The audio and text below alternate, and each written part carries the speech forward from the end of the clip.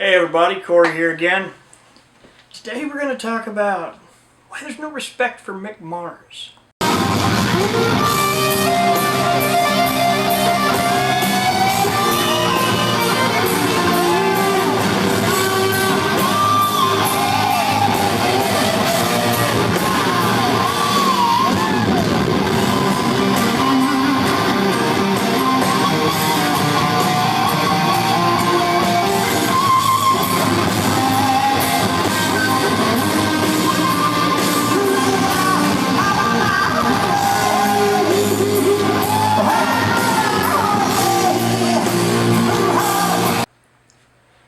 So Mick Mars, the forever guitarist for Motley Crue, he's been around forever. He's always considered the old guy in the band.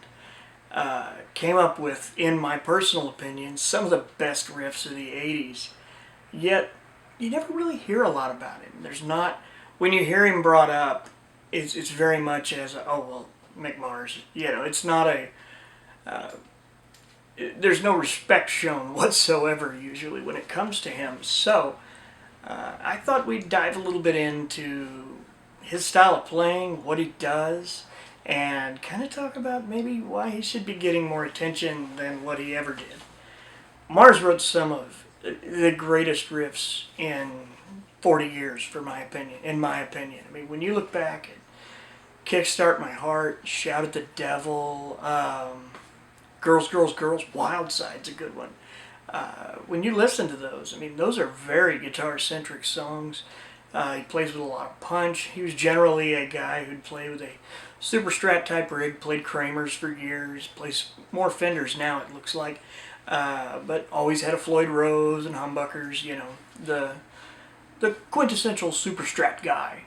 And the fact is, a lot of good music came out of those guys. The fact that when you talk about respect for Mick Mars, just the fact that 35 years after they came to be, they put out a movie about these guys, and they topped the Billboard charts with like 7 songs.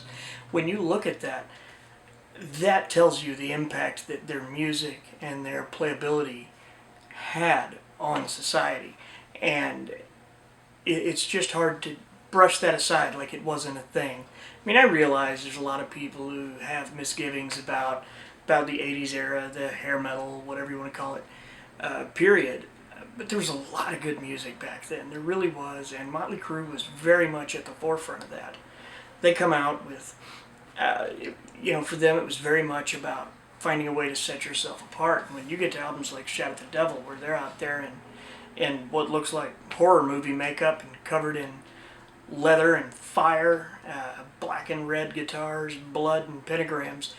You know, you're talking about a band that was trying to stand out, and they did, but not just in how they looked.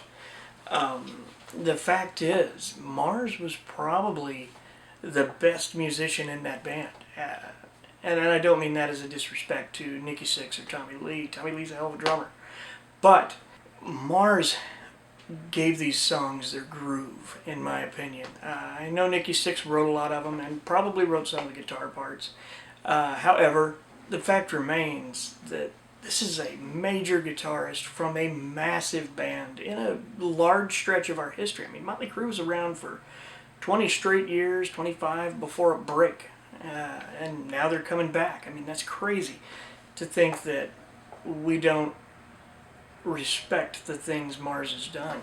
You know, his influences show through a lot in his playing, in my opinion. I mean, from old blues to Jeff Beck. I know he's a Jeff Beck junkie. What he managed to do was mesh those two styles together in a way that worked for him and worked for Motley Crue.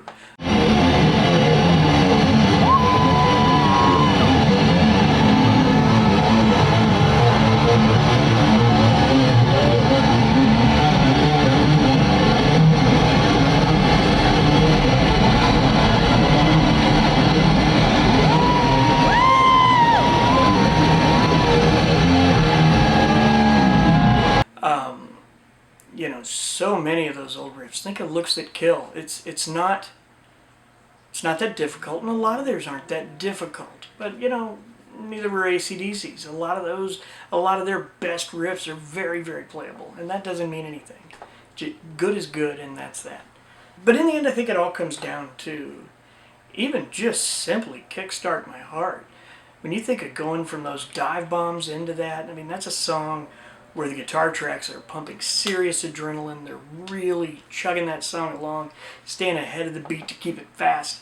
And he's using the whole fretboard there. He's working a talk box and pedals and a little of everything. It's a much more technical song than people give it credit for, especially the solo. It's more than anything, I'd just like to think that now that so much time has passed, that people can look back and look past the hair and makeup that probably annoyed so many people back then, if I had to guess, especially the people who were already a little older in the 80s.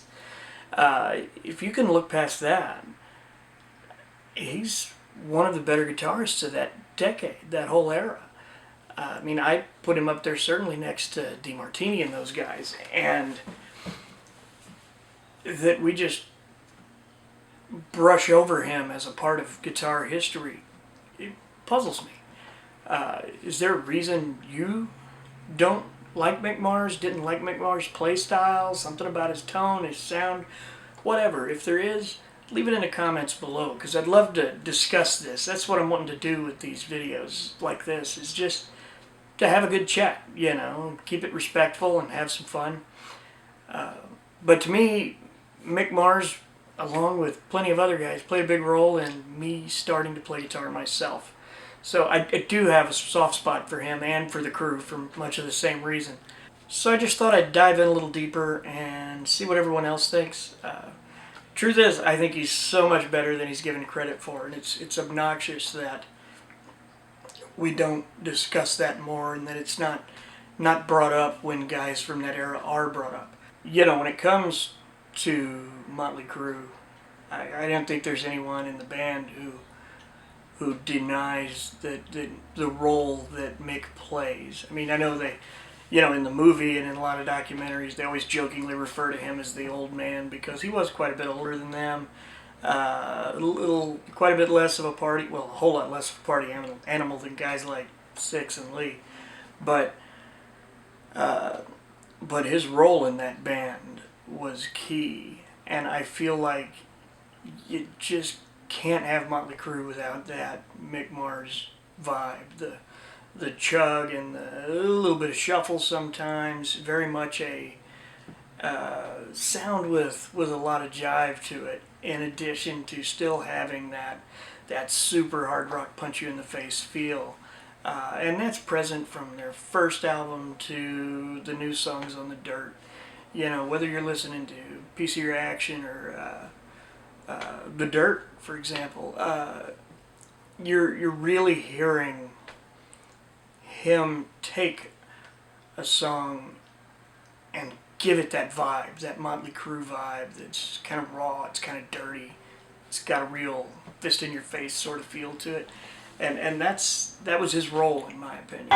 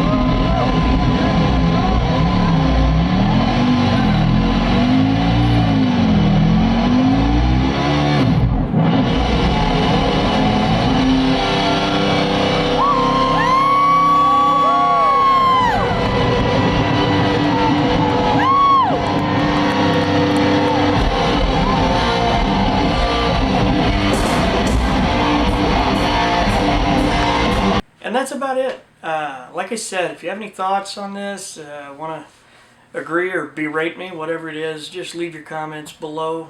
and I'd love to chat back and forth with you about it and share some opinions, thoughts, have some fun. Please, if you don't mind, give the video a little thumbs up, subscribe if you feel like it. We'd love to have you as part of the community. And thanks for taking the time to watch today, and we'll be back with another one of these here very soon. Catch you later.